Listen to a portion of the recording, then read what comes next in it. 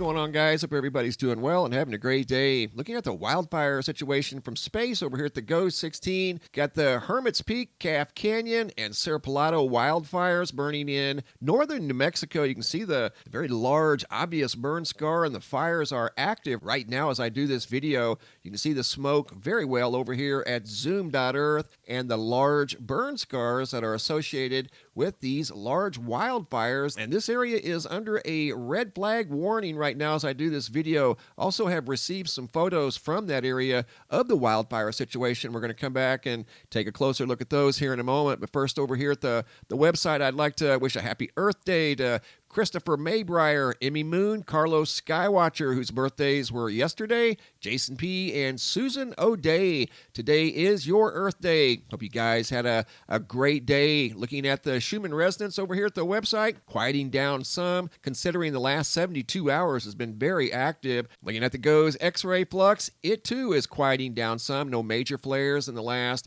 48 hours. Earthquakes, however, are an entirely different story. No large earthquakes, but a new swarm in South Carolina as there's been a 3.3 magnitude earthquake that occurred last night during the overnight hours, early Monday morning, and residents did feel this earthquake coming in at just about 1.5 miles deep, very close to the surface. And once again, there is an ongoing swarm just north and slightly east of Columbia, South Carolina. Again, very rare place for earthquakes. And this isn't the first time we've seen earthquakes this year in South Carolina. And from what I understand, in fact, we can look, we click on the U.S. faults over here at the USGS. There's no fault lines in this area. So these quakes are definitely of mysterious origin. Speaking of mysterious origin, we've got yet another buoy out here in the Western Pacific that went into event mode in the last 24 hours for reasons unknown. That is an indication that the water column height went down,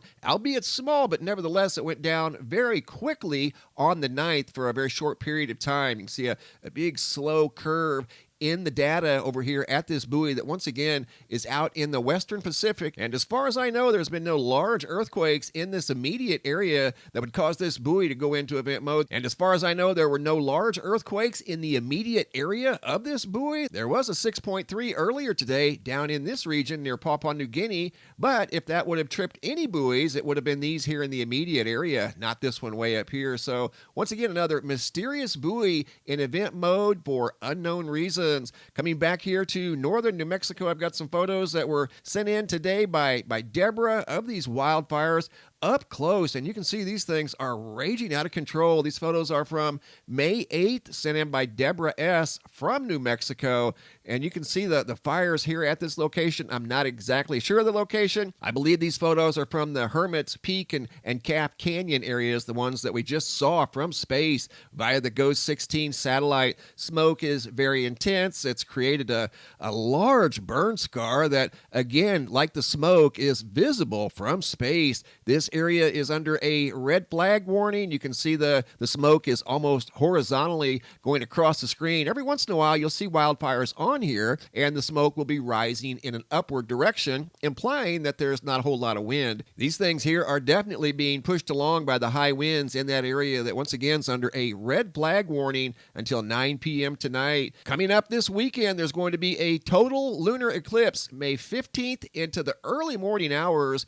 of May 16th, depending on your location. And here's the areas of visibility based off of your location and what time the lunar eclipse occurs, how much of the lunar eclipse you will see. And the eclipse will be visible from my location out here in Arizona, weather permitting, as long as it's not cloudy. I'll definitely try to get some good photos and videos for you guys in case it's cloudy in your location. If it's not cloudy, I encourage you to go out and watch this again on the night of Sunday, May 15th into the early morning hours of May 16th. Also in this video, I don't know if you guys heard about the sky turning red over in China. This video was sent in by Joel S. Comes out of Ningbo, China. Look at the sky here. This is unedited footage, exactly the way I received it. Apparently occurred a couple of days ago, back on May the 7th.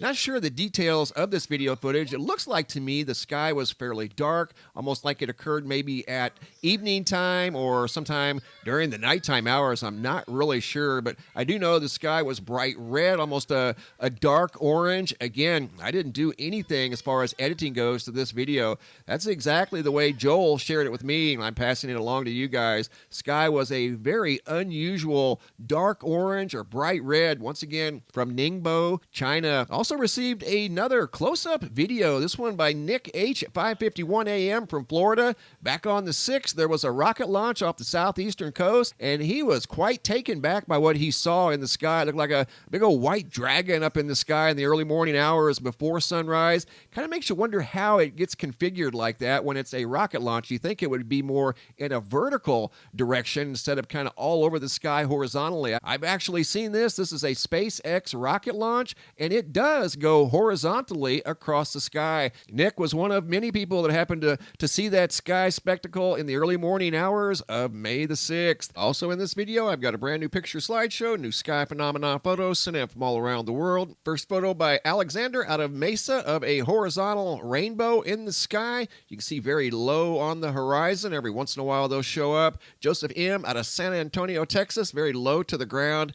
Mammatus clouds, the storms were rolling through the Texas area. K.R. Brown out of Jenna, Louisiana, same type of sky, just an entirely different color. Get a load of that orange and gold. Incredible photos coming out of Jenna, Louisiana. Photos here out of Monroe, Louisiana of probably the same sky. Photos sent in by Luke C. And this next observation was sent in by Cindy from Fulton, Mississippi. A video of what looked like some louvers in the sky as storms were moving through the Fulton area. That was a video, and here's some photos of the same very photogenic clouds above Fulton, Mississippi. I posted a new photo over here at the homepage of the website, sent in by Ann B. out of Wellfleet, Massachusetts, of what looks like nearly a triple-decker shelf cloud along the coastline of Massachusetts. That was one photogenic sky. Great job, guys. Keep the photos coming. If you have any photos you'd like to share, you can send those to reports at MrMBB333.com. Thanks for watching. Have a super day, and be safe out there.